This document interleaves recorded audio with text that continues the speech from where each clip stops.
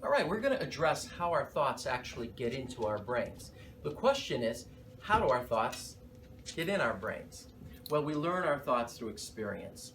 And the more we experience things, the quicker the thought becomes, or the quicker the thinking becomes. An example would be, when I was younger, I got my first car. It was an old Ford that I had saved up for. My dad kind of helped me pay for it. And the Ford was a 4-speed. I had no idea how to drive a 4-speed, but I really didn't have much of a choice. I had to learn.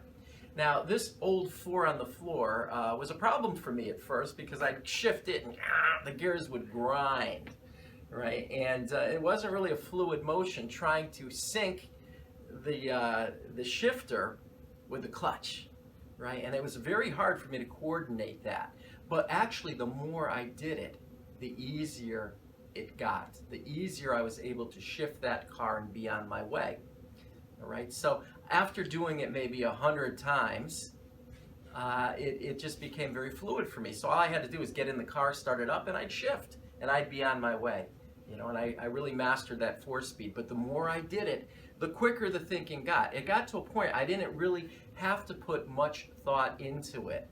I just get in the car and I didn't have to say, well, first gear, second gear, third gear, you know, and really put thought into that. I just did it, right? And we can apply that to just about anything that we learn in life. So we learn our thoughts from experience, and the more we experience things, the quicker the thinking becomes. So remember that, because that's a very important point.